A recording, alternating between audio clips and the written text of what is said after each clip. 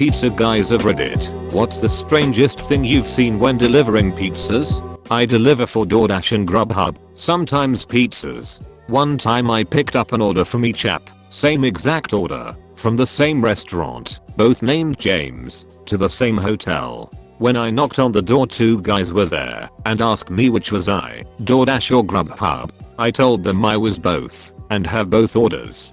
They started to laugh really hard. When I asked what was so funny, they told me they had a bet on which one would come first.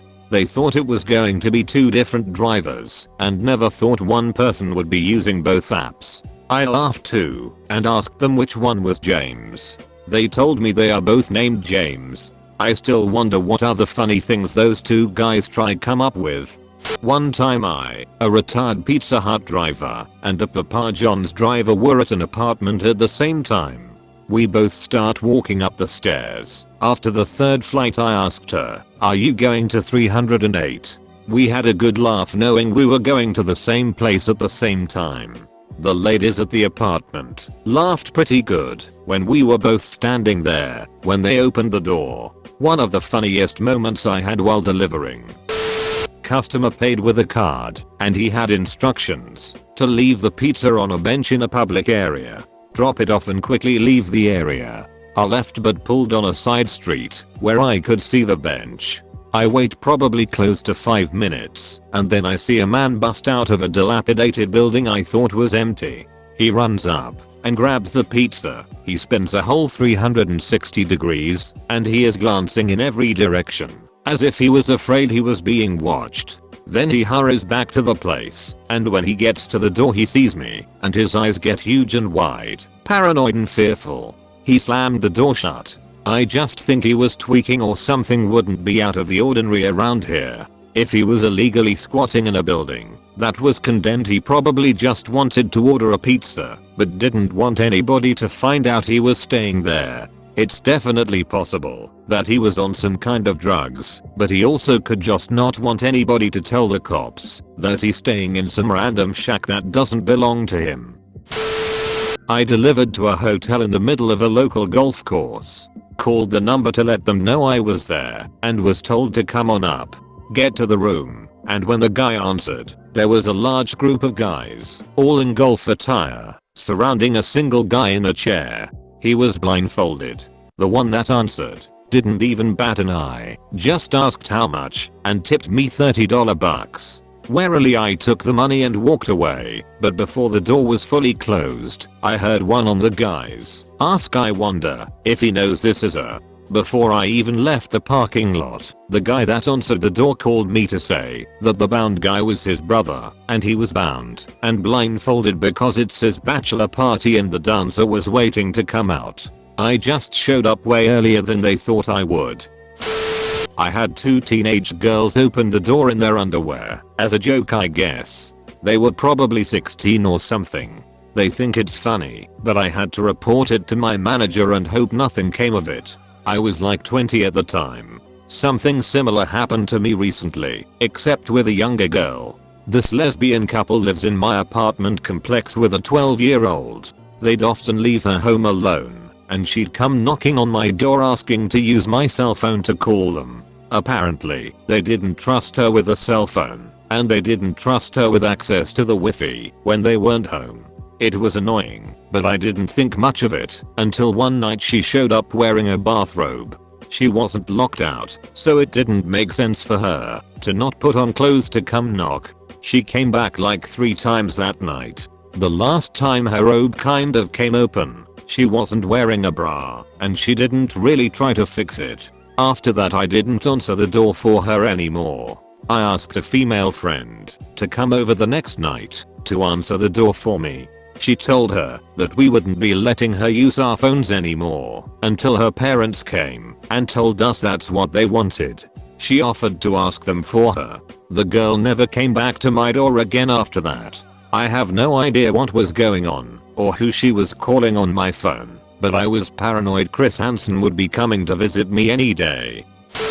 I once delivered a pizza late at night. The person who took the call told me that the person who ordered, let's call him Mark, was an old man and may take a while to get to the door. I get to the house and all the lights are off. No car in the driveway. I ring the doorbell. No answer. I knock on the door. No answer. I call the person's phone. No answer. Call again. Still nothing. At this point I had waited for about 15 minutes for this person and was walking back to my car to leave when I hear the front door open. So I go back.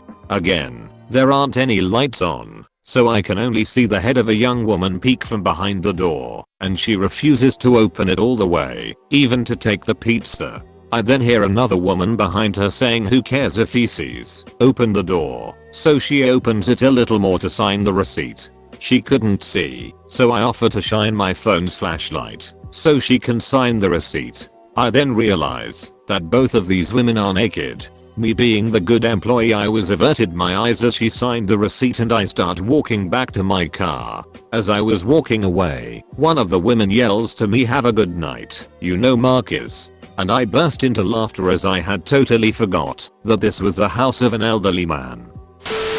I delivered a pizza to a young girl who was home alone, and when she opened the door her dog immediately ran away. I handed her the pizza, got in my car, found the dog and returned it. She left me no tip, so I was feeling kind of salty about it on the way back to the restaurant. A few hours later her mother called the store asking to speak to me. She thanked me and explained they had left tip money, but their daughter was so upset about the dog she forgot to give it to me. I worked at this pizza place for 2 more years through college and they would get 2 large pepperoni pizzas and request me to deliver it every week after that.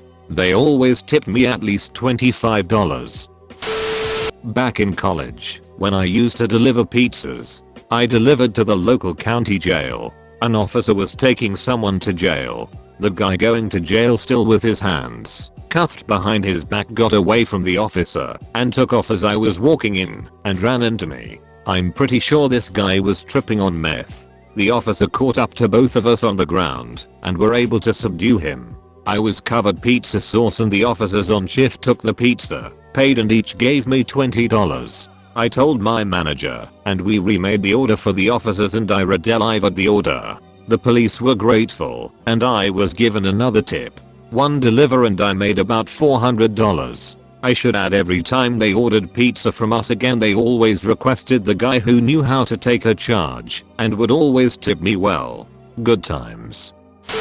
Not something I've seen but something I helped arrange for a pizza delivery guy. Worked at a pizza place in high school. One of the delivery guys was a former Army Ranger. He was a blast and loved practical jokes. Well, we had a new delivery guy start one night and the Army Ranger called and ordered pizza. We thought it would be funny to play a joke on new guy, so we asked Army Ranger to do something funny to new guy when he shows up.